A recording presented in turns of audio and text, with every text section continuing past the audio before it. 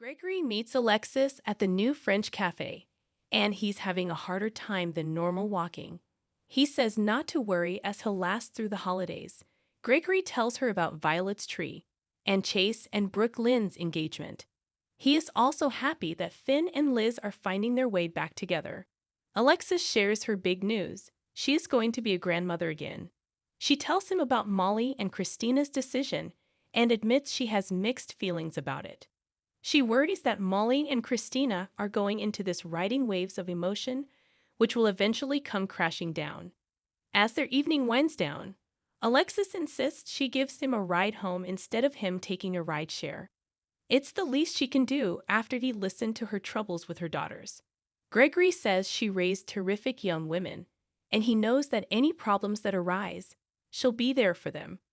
TJ joins Stella in the GH break room for her famous chicken and dumplings, and she asks if there is something on his mind.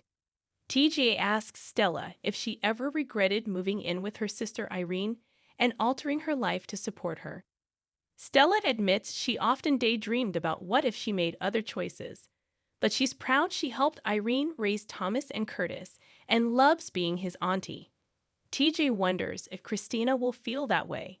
He fills her in on the surrogacy news, and he admits he's worried about having to rely on Christina to be their surrogate. He says Christina often starts things off with the best of intentions but then flakes out. He fears once the reality of this sets in with her, she may back out. He can see her doing that, and that would break Molly's heart, and his too.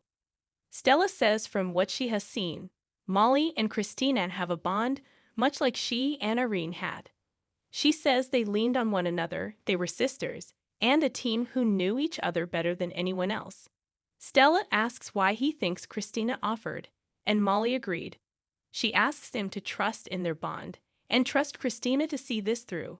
They embrace, and she tells him it will be all right. In the halls, Amy and Liz put out the toy donation bin for Christmas. Meanwhile, Portia approves of Finn's latest treatment plan and lets them know Monica wants to see him in her office. Amy goes and asks Portia about Dr. Finn's lawsuit, and if it might be settled out of court or dropped altogether. Portia says they shouldn't be discussing this, and she should exercise some discretion in talking about it in the workplace. Meanwhile, Finn tells Liz that Monica wants to see him and to wish him luck.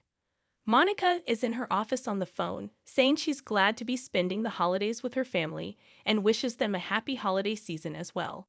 She gets off the phone just as Tracy enters. Tracy asks if she's ready for this. Monica says she's not sure. At the nurse's station, Portia asks Liz for help picking candidates for the Epiphany Johnson Scholarship Fund, and also asks her to keep her ears open for any gossip about Finn. She tells her about her conversation with Amy. Liz asks if she knows why Monica wants to see Finn. Portia doesn't, but says one thing she knows about Monica is that she is a fair person. Amy grabs Liz to talk in private about Finn. She explains she was one of the nurses on the Muldoon case, and she has to give a deposition. She asks Liz for advice. Liz tells her all she has to do is tell the truth.